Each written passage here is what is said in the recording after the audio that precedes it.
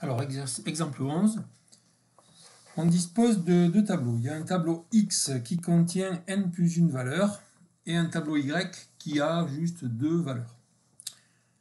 Il n'y a pas de... On ne sait rien d'autre sur X et sur Y, sauf que Y doit être présent dans X.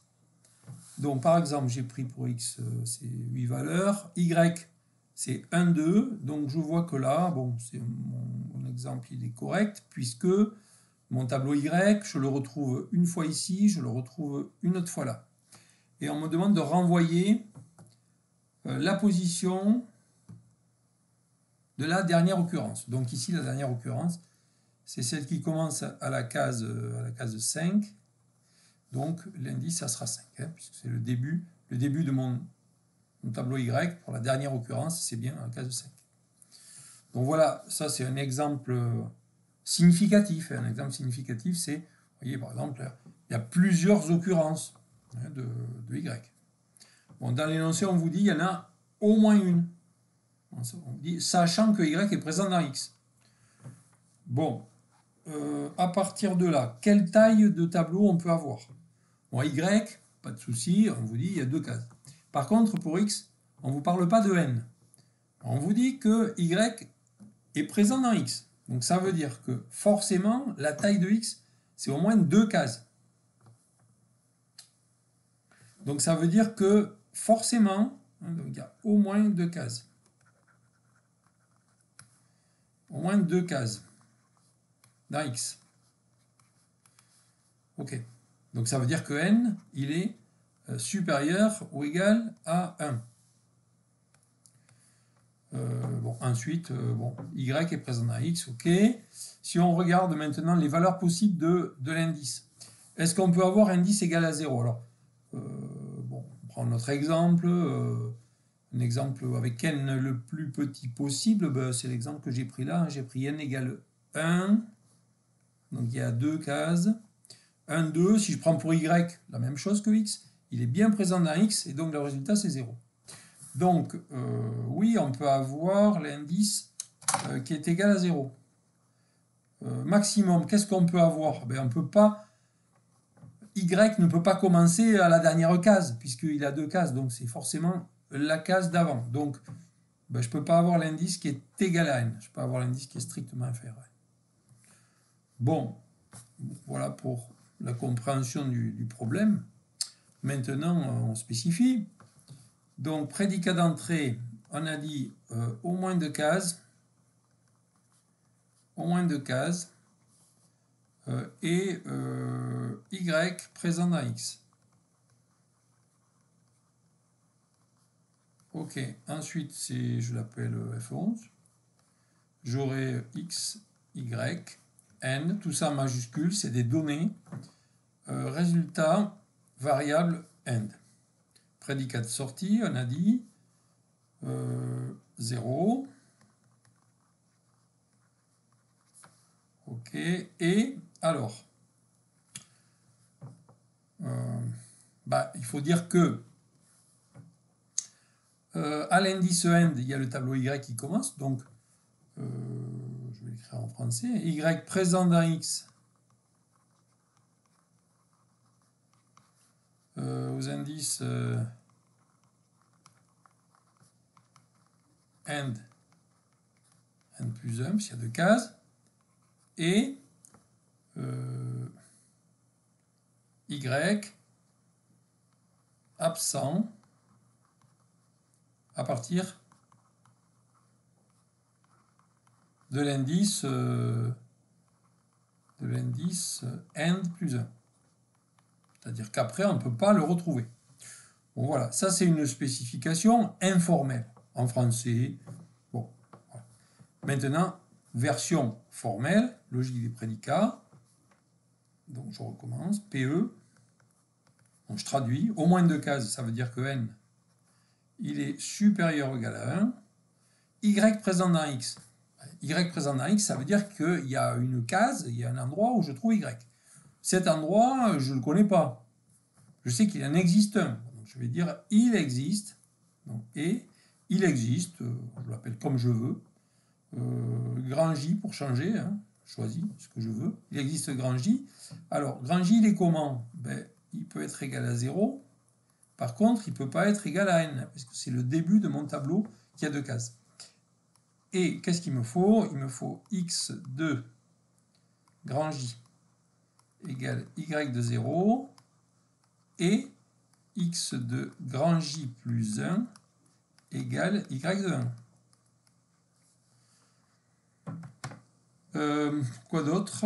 C'est tout pour le prédicat d'entrée. F11, ça ne bouge pas. X, Y, N, AND. Je passe au prédicat de sortie.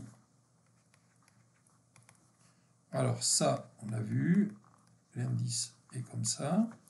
Et Y présent dans X aux indices AND et indice plus 1. Bon. Donc il faut que j'ai X de AND égale Y de 0 et X de AND plus 1 égale Y de 1. Bon, c'est pas tout. Il faut aussi que, au-delà, ça ne marche plus. Donc, quel que soit grand K, dès que K est supérieur à indice et strictement inférieur à n, alors ça ne marche pas. Alors si ça ne marche pas, ça veut dire que, bon, ça c'est au-dessus, on a traduit, ça marche. La négation de ça, ça va être un ou avec des différents. Loi de De Morgan. Donc ça veut dire que soit j'ai x de k est différent de y de 0, ou bien x de k plus 1 différent de y de 1.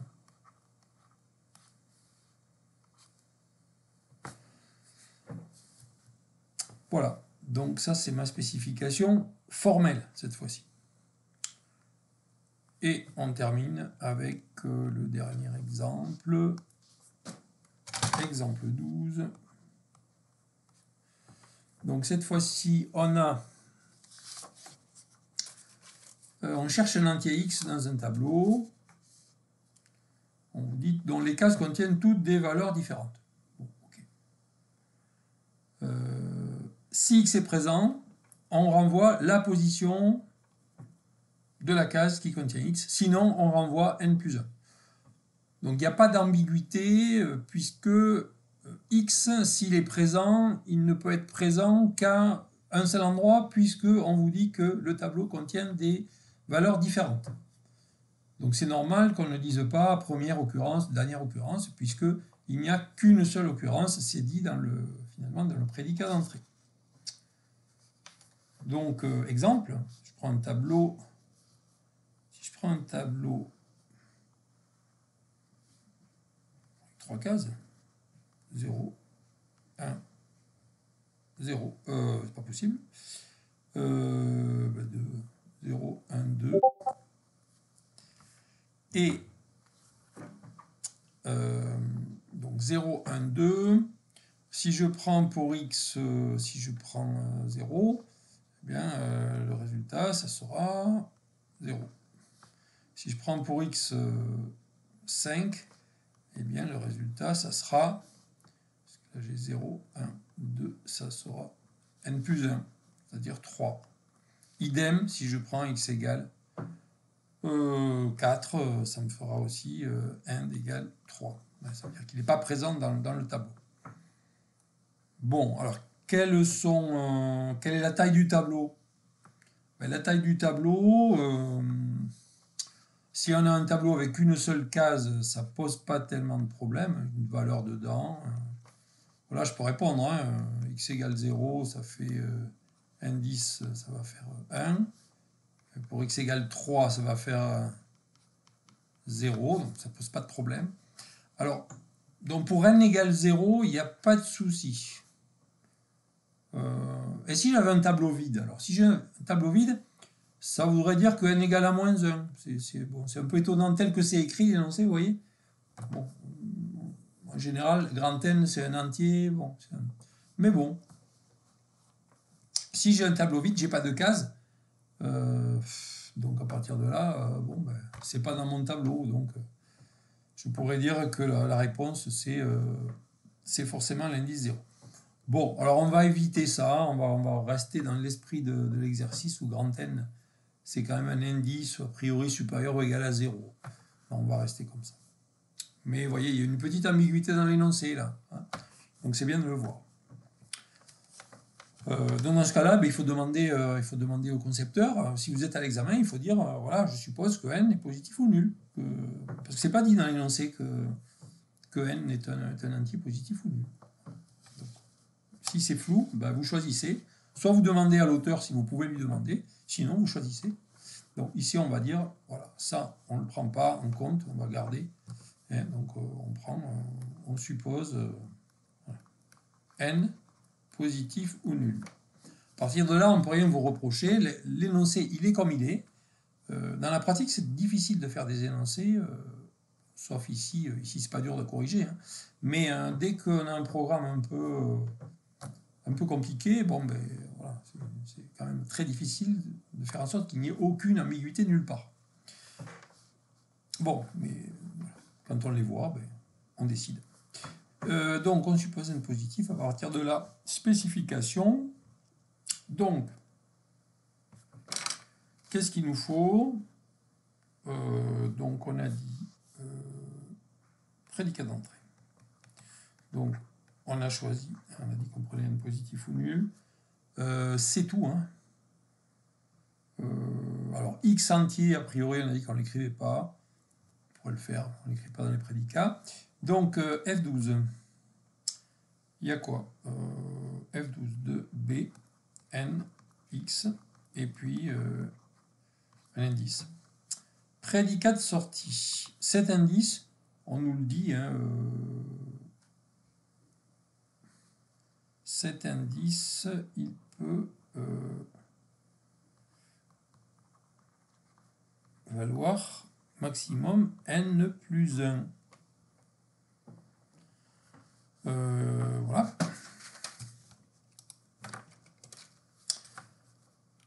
Quoi d'autre? Et alors,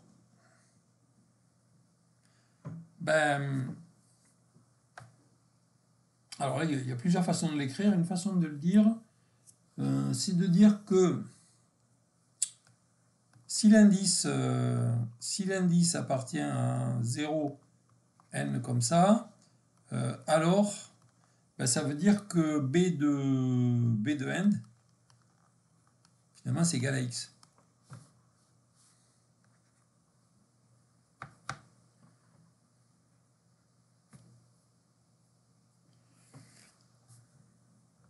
Bon, et puis, de manière générale,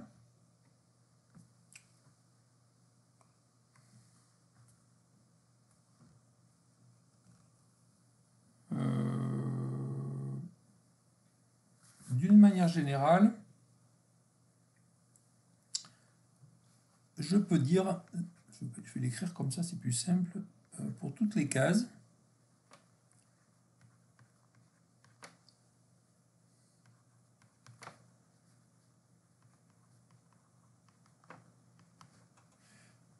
C'est ici.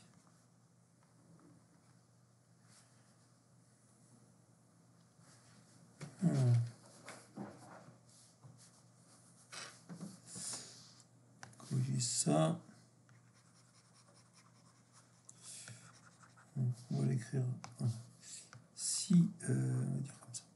Si l'indice égale n plus 1, finalement c'est l'autre choix, alors ben, ça veut dire que x n'appartient pas au tableau qui va de 0 jusqu'à n.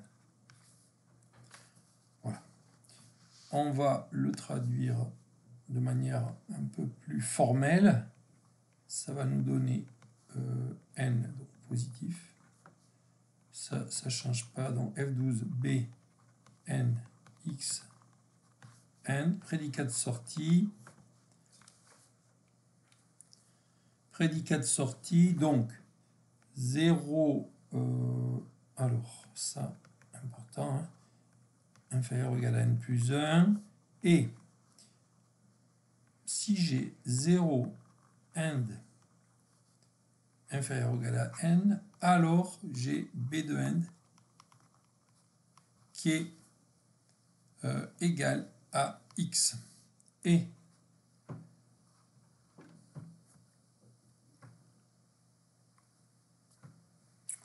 alors on peut dire comme ça, si end égale n plus 1, ça implique que pour tout grand I, 0 grand I,